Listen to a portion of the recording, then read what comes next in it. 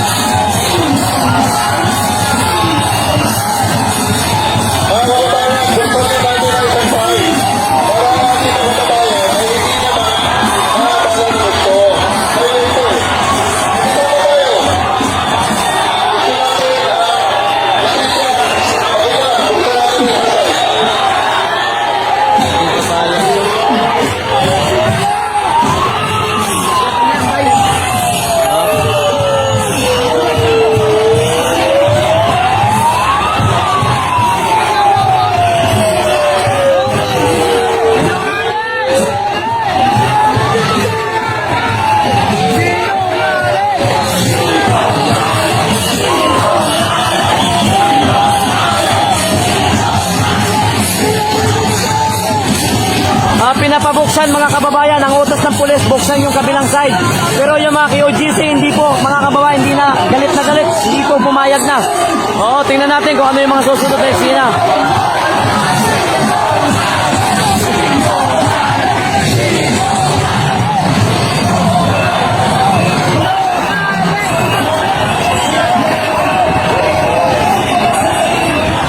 Okay, all stations, tatabi natin ang ating truck. Pagkatapos ay paligiran nyo ng TDF. Buksan natin ang isang side. Buksan natin ang isang side.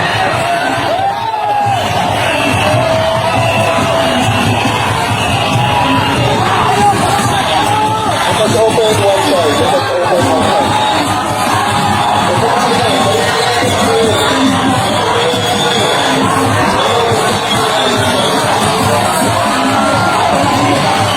Lalo mga kababayan, kasi nga po, inuutos niya na buksan yung kabilang side, pero hindi ko alam kung anong mangyayari. Abangan natin.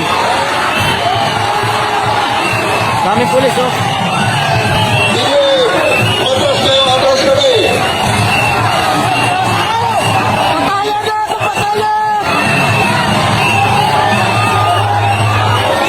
TDF, huwag kayo magbukas. Atras kami. Sarado kayo. Sarado kayo. Hindi kami atras. Kami ang mandigan. Atras tayo. Okay, TDF. Atras pa. Sige na, atras pa.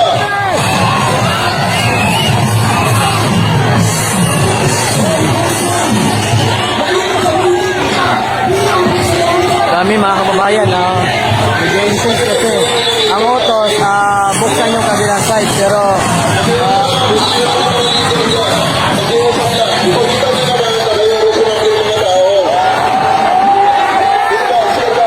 hanggang dito ka lang, huwag kang lalagpas ha. Ganun ka lang, parang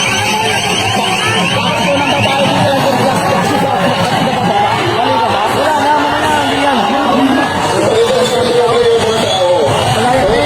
Yung babae.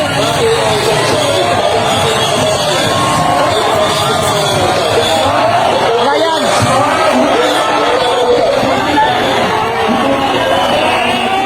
Saka tayo mag-usap at tayo ay nag-open na ng kalsada.